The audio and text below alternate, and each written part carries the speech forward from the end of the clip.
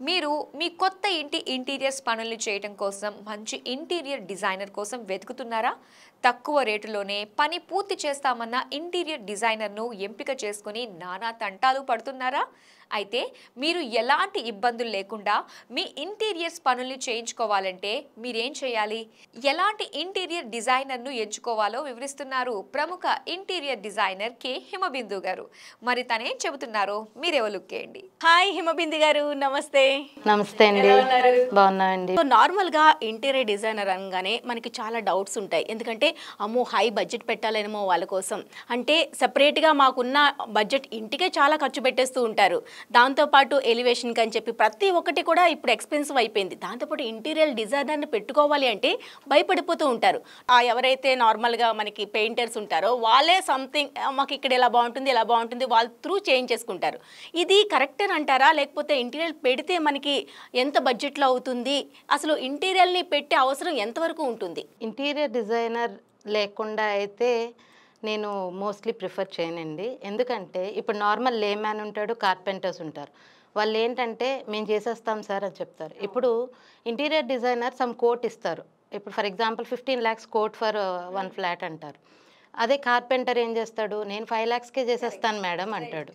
So వాళ్ళు ఏంటంటే 5 lakhsకి చేస్తాడు. దాని తర్వాత వాళ్ళ క్వాలిటీ ఏంటి, వాడు వాడే మెటీరియల్ ఏంటి అన్నది తర్వాత ఫ్యూచర్ మనం యూజ్ చేసుకునే దాన్ని బట్టి ఉంటుంది. ఇంటీరియర్ డిజైనర్ అన్నది తనకి తెలుసు what is the material we are using and దాని కాస్ట్ ఏంటి, దాని మన్నిక ఏంటి, ఇవన్నీ మనకు తెలుస్తాయి. అంటే మనం చదువుకుంటాం కదా, వాళ్ళలాగా లేమేన్ అయితే కాదు. ఒక ఆర్కిటెక్ట్ ఏంటి, సిఓఏ దగ్గర నుంచి సర్టిఫికేట్ వస్తుంది, అంటే కౌన్సిల్ ఆఫ్ ఆర్కిటెక్చర్, అంటే గ్రాడ్యుయేషన్ సంథింగ్. అట్లా ఇంటీరియర్ డిజైనర్ అంటే అలా ఒక్కొక్క ప్రొఫెషన్ ఒక్కొక్కరు చదువుకుంటాం కనుకే దాని గురించి మనకి పూర్తి నాలెడ్జ్ ఉంటుంది. కలర్స్ ఏం వాడితే బాగుంటుంది, మెటీరియల్ ఏం వాడితే బాగుంటుంది, అన్నీ మనకి దాని గురించి ఒక అవగాహన అనేది మనకు ఉంటుంది. సో కార్పెంటర్ చేసేస్తాడు, 5 lakhsకి చేసేస్తాడు, వెళ్ళిపోతాడు. తర్వాత ఫ్యూచర్లో అదేమవుతుంది, ఇన్ 1 year or 2 years మొత్తం దానికి వాటర్ అన్నీ చాలా వరకు చాలా డిస్టర్బెన్స్ వస్తాయి. మళ్ళీ వాళ్ళు ఏంటి, మళ్ళీ ఖర్చు పెట్టాలి. అంటే ఇది ఖర్చు పెట్టింది కాకుండా ఎక్స్ట్రా పైసలు వాళ్ళకి మళ్ళీ పెట్టాలి కంపల్సరీ. సో మనం ఇంటీరియర్ డిజైన్ని అందరూ అనుకుంటారు మేము చేసేయగలం, ఎవరు ఐడియాస్ వాళ్ళకు ఉంటాయి, మేము ఆల్రెడీ ఎక్స్పీరియన్స్ ఉంది, 4 వీడియోస్ చూసాం యూట్యూబ్లో చెప్పేసి ఓన్గా ప్రిపేర్ అయిపోతూ ఉంటారనమాట. ఇప్పుడు యూట్యూబ్లో చూస్తారండి. ఇప్పుడు ఒక వాల్ యూనిట్ ఉంది, వాల్ యూనిట్ ఉంటే మనం ఏమనుకుంటాం, ఇదేముంది దీంట్లో చూసేసి కార్పెంటర్ చేసేస్తాడు, మనం చేసేసుకోవచ్చు అనుకుంటాం. కానీ అది తప్పు. ఎందుకంటే ఇంటీరియర్ డిజైనర్ ఆర్ ఆర్కిటెక్ట్ ఏంటంటే అది సైజ్ ఎంత ఉంది, దాని మొత్తం అంతా స్టడీ చేసి ఉంటాడు. ఇంటీరియర్ డిజైనర్ ఏం చేస్తాడు, దాన్ని 3Dలో ఇమాజినేషన్ చేసుకుంటాడు. అది కలర్ అక్కడ మ్యాచ్ అవుతుందా, ఈ టీవీ యూనిట్ అక్కడ సెట్ అవుతుందా, అన్నీ తనకి ఒక అవగాహన ఉంటుంది. మనం ఏదో గుడ్డిగా చేసేస్తే అదేమి కొన్నిసార్లు అది క్లిక్ అవుతుంది, కొన్నిసార్లు బాగోదు. దానివల్ల money waste, material waste, everything వేస్టే. మళ్ళీ అగైన్ మళ్ళీ చేసుకోవాలి. మేడం, ఇక్కడ ఇంకొక డౌట్ ఉంది. ఒక్కొక్కరి ఇంట్లో ఉన్న వాళ్ళకి ఒక్కొక్కరికి ఒక అభిరుచి ఉంటుంది. ఫాదర్గా ఒక అభిరుచి ఉంటుంది, పిల్లలకి ఒక అభిరుచి ఉంటుంది. సో వీళ్ళకి తగ్గట్టుగా మనం ఆ ఇంటీరియర్ డిజైనర్గా వాళ్ళ చాయిస్ బట్టి మనం డిజైన్ చేయాలంటే ఎలా మీరు తీసుకుంటారు? అంటే ఒక ఫ్యామిలీ మెంబర్కి ఈచ్ అండ్ ఎవ్రీ ఫ్యామిలీ మెంబర్ని మనం అడగాలి. వాళ్ళ టేస్ట్కి తగ్గట్టు మనం డిజైన్ చేస్తాం. వాళ్ళ కలర్స్, ఇప్పుడు ఒక అబ్బాయి ఉన్నాడు, ఒక చిన్న బాబు ఉన్నాడు, వాడికి బ్లూ కలర్ అంటే ఇష్టం, మనం దానికి తగ్గట్టు డిజైన్ చేస్తాం. దాంట్లో ఫర్నిచర్ కానీ వార్డ్రోబ్స్ కానీ ఎవ్రీథింగ్ మనం డిజైన్ చేస్తాం. ఇప్పుడు పాప ఉంది, పింక్ కలర్, మోస్ట్లీ అందరూ పిల్లలు పింక్ కలర్ ఇష్టపడతారు, వాళ్ళకి తగ్గట్టు మనం డిజైన్ చేస్తాం. సో దాంట్లో ఉన్న క్లయింట్ ఇంట్లో ఉన్న ప్రతి ఒక్కరి అభిరుచి మనం తెలుసుకోవాలి. వాళ్ళ ఏమనుకుంటున్నారో వాళ్ళ స్టైల్, అంటే ఇప్పుడు కొన్ని క్లాసికల్ స్టైల్స్ ఉంటాయి, కొన్ని కాంటెంపరీ స్టైల్స్ ఉంటాయి. క్లాసికల్ స్టైల్ ఒక రకంగా ఉంటుంది, కాంటెంపరీ ఒక రకంగా ఉంటుంది, అండ్ మోడర్న్ స్టైల్ ఒక రకంగా ఉంటుంది. సో డిఫరెంట్ వేస్లో డిఫరెంట్ స్టైల్స్ ఉన్నాయి. సో దానికి తగ్గట్టు వాళ్ళ క్లయింట్స్ అభిరుచిని బట్టి మనం డిజైన్ చేస్తాం.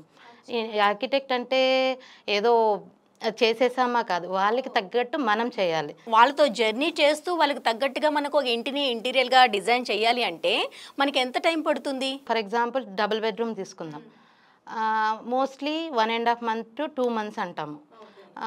అండ్ ట్రిపుల్ బెడ్రూమ్ తీసుకుంటే 3 months మ్యాక్సిమం పడుతుంది.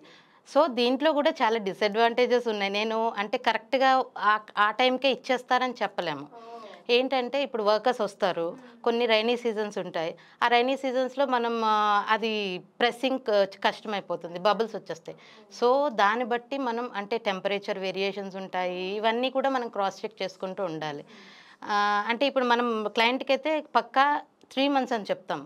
కానీ బిఫోర్ దట్ ఓన్లీ మనం ఇచ్చే అంటే మనకి టెంపరేచర్ అది మనకి సహకరించి మొత్తం ప్రెసింగ్స్ అన్నీ నీట్‌గా వచ్చి ఫ్యాక్టరీ నుంచి మనకి ఇన్పుట్ వచ్చేసి అన్నీ వస్తే మంచిగానే అవుతుంది. 2 బెడ్రూమ్ ఫ్లాట్‌కి ఎంత అవుతుంది? అలానే ఇండివిడ్యువల్ హౌస్‌కి ఎంత అవుతుంది? అట్లా మన బడ్జెట్ బట్టి ఏమైనా చాయిసెస్ ఉంటాయా? ఎట్లా మీరు ప్లాన్ చేసుకుంటారు? యాక్చువల్‌గా బడ్జెట్ అంటే క్లయింట్ ఏమనుకుంటున్నాడు? స్పెసిఫికేషన్స్ ఏంటి? ఆయన స్పెసిఫికేషన్స్ ఏంటి? దాన్ని బట్టి మన బడ్జెట్ అనేది చెప్పగలం. ఇప్పుడు క్లయింట్ వెనియర్ అడిగాడనుకోండి, దానికి వెనియర్ అంటే కొంచెం కాస్ట్‌లీ వైజ్. డెకోలం అంటే దానికి తక్కువ రేటు. సో, డెకోలమ్స్‌లో కూడా మనకి చాలా వెరైటీస్ ఉన్నాయి. అవి చీప్ ఏం కాదు. బట్ అంటే మనం ప్రిఫర్ చేసుకునే దాన్ని బట్టి, మెటీరియల్ చూస్ చేసుకునే దాన్ని బట్టి బ్రాండెడ్ అన్నామనుకో, ఇప్పుడు హింజెస్ ఉంటాయి బ్రాండెడ్. సో, అదొక కాస్ట్ ఉంటుంది. ఇప్పుడు నార్మల్ ఉంటాయి. అవి ఒక కాస్ట్ ఉంటాయి. సో, మనం బ్రాండెడ్‌ని బట్టి మనం ఇస్తాం. ఇప్పుడు క్లయింట్ అడుగుతాడు, నాకు 15 లాక్స్ కావాలి డబుల్ బెడ్రూమ్ అంటాడు.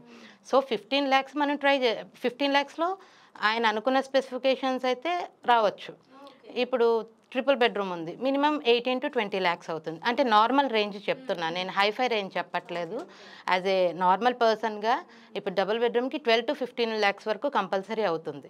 అండ్ ట్రిపుల్ బెడ్రూమ్‌కి 18-20 లాక్స్ అయితే కంపల్సరీ అవుతుంది. నార్మల్‌గా ఇంటీరియర్ మీరన్నారు కదా! కోర్స్ నేర్చుకొని దీనికొక సిస్టమ్ ఉంటుంది. మనకి సర్టిఫికేట్ కూడా వస్తుంది.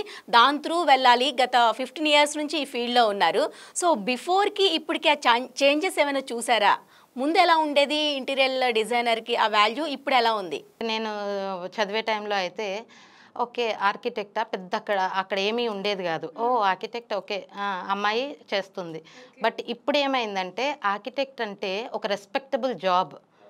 అండ్ కంపారిటివ్‌లీ మెన్స్‌తో చూసుకుంటే ఉమెన్‌కే ఎక్కువ. ఎందుకంటే ఉమెన్‌కి చాలా ఐడియాస్ ఉంటాయి. వాళ్ళ టేస్ట్ డిఫరెన్స్ అంటే ఇప్పుడు ఒక డ్రెస్ ఏసుకోవాలన్నా మనం దీనికి ఇది మ్యాచ్ అవుతుంది. దీనికి ఇది మ్యాచ్ అవుతుందని. ఇప్పుడు ఒక వాల్ పేపర్ సజెస్ట్ చేశామనుకోండి. దీనికి అది మ్యాచ్ అవుతుందని మనకి ఫీమేల్‌కే ఎక్కువ తెలుస్తది. ఉమెన్‌కే యాక్చువల్‌గా చెప్పాలంటే. జెంట్స్ కంటే నాకు ఆర్కిటెక్చర్ ఫీల్డ్‌లో లేడీస్‌కి చాలా బావుంటుంది యాక్చువల్ చెప్పాలంటే.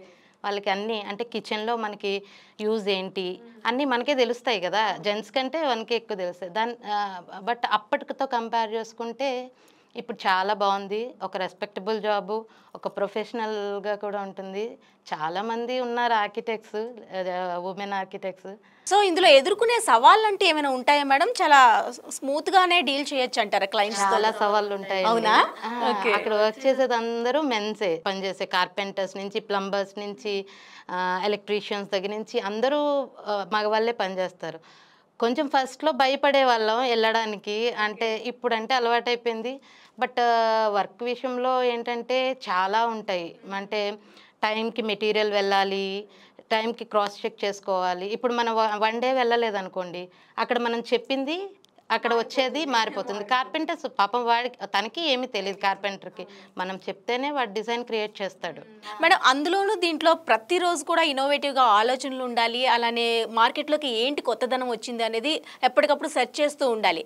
దీంట్లో మీరు ఎంతవరకు మీ అనుభవాన్ని జోడించి మీరు ఇలాంటి దీంట్లో సెర్చ్ చేస్తూ ఉంటారు? యాక్చువల్‌గా మనం ఎక్కువ మార్కెట్స్‌లో డే టు డే చేంజ్ అయిపోతూ ఉంటాయి.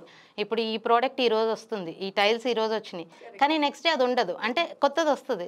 సో, ఎవ్రీడే మార్కెట్ రీసెర్చ్ అన్నది కంపల్సరీ ఉండాలి.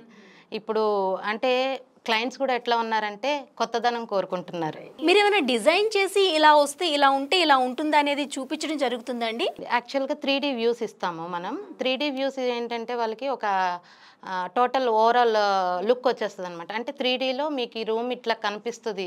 ఈ కలర్ కాంబినేషన్ ఇట్లా ఉంటుంది. అలాగా 2, 3 ఐడియాస్ ఇస్తాం. 2D, 3D అని 2 రకాలుంటాయి. 2Dలో అంటే జస్ట్ ప్లెయిన్ వాల్‌కి మనం కబోర్డ్స్ ఎక్కడిస్తామో అన్నది చూపిస్తాం. 3Dలో ఏంటంటే టోటల్ ఓవరాల్ వ్యూ. అది ఇస్తామన్నమాట. అంటే వాళ్ళకి ఐడియా వచ్చేస్తది. ఓహ్! ఆఫ్టర్ అంతా కంప్లీట్ అయ్యాక నా రూమ్ ఇట్లా కనిపిస్తదనమాట అని. క్లయింట్స్‌లో కూడాను అంటే 2 రకాలుగా ఉంటారు. నార్మల్‌గా ఇంటీరియర్‌గా మీరు ఒక సజెషన్ ఇవ్వండి. మేము మా ప్లాన్స్ ప్రకారం మేము చేసుకుంటాం, చూజ్ చేసుకుంటాం అని చెప్పేసి. కొంతమంది మొత్తం బాధ్యత మీదేనండి. ఇట్లా మీకు నచ్చేటట్టు మా ఇంటిని రెడీ చేసి ఇవ్వండి అని చెప్పేసి. సో ఎటువంటి క్లయింట్స్‌తో మీకు హ్యాపీ అనిపిస్తది? యాక్చువల్‌గా అట్లాగా మంచిగా అనిపించదు. ఇట్లాగా మంచిగా అనిపించదు. సో, క్లయింట్ టేస్ట్ అనేది కొంచెం ఉంటుంది కదా! వాళ్ళు పాపం ఎక్కడో పిక్ ఒకటి చూస్తారు. అది తీసుకొస్తారు మన దగ్గరికి. మేడం ఇలా చేసేద్దాం అంటారు. బట్ మనం సజెషన్ ఏం చేయాలంటే ఫస్ట్ థింగ్ అది మనకి సూట్ అవుతుందా? దాని సైజు, హైట్, విడ్త్ అన్నీ మనకి సెట్ అవుతాయా లేదా ఫస్ట్ మనం ఆలోచించుకుంటాం. As an architect or interior డిజైనర్‌గా. దాని తర్వాత ఏంటంటే, సార్ ఇది బావుంటుంది, ఇది బాగోదు అని మనం ఫ్రీగా చెప్పాలి వాళ్ళకి. మనం బావుంటుంది సార్ అని చెప్పేసి అది అక్కడ పెట్టేశాక మంచిగా అనిపియలేదనుకో, పాపం ఆయన ఫీల్ అవ్వాలి, పైసలు ఖర్చు పెట్టుకుని ఆయన, మనము అయ్యో రాలేదే అని ఫీల్ అవ్వాలి. సో, అది సూట్ అవుతే ఫేస్ టు ఫేస్ చెప్పాలి. సార్ ఇది బాగోదు, ఇది బాగుంటుంది. అంతేగాని గుడ్డిగా అటు వెళ్ళకూడదు, ఇటు వెళ్ళకూడదు. చాలా మందికి అవగాహన ఉండదు కాబట్టి వాళ్ళకి అవగాహన కల్పించేది మనమే. ఇంటీరియర్ డిజైనర్‌గా ఇందులో ఉండే సవాళ్ళు ఏంటి, ఎలా ఎదుర్కోవచ్చు, అలానే మనం ప్రతిరోజు ఎంత కొత్తగా ఆలోచనలతో ముందుకు వెళ్ళాలి అనేది చాలా క్లియర్‌గా ఎక్స్‌ప్లెయిన్ చేశారు. Thank you so much madam. Thank you. Thank you అండి. Thank you. ధన్యవాదాలు.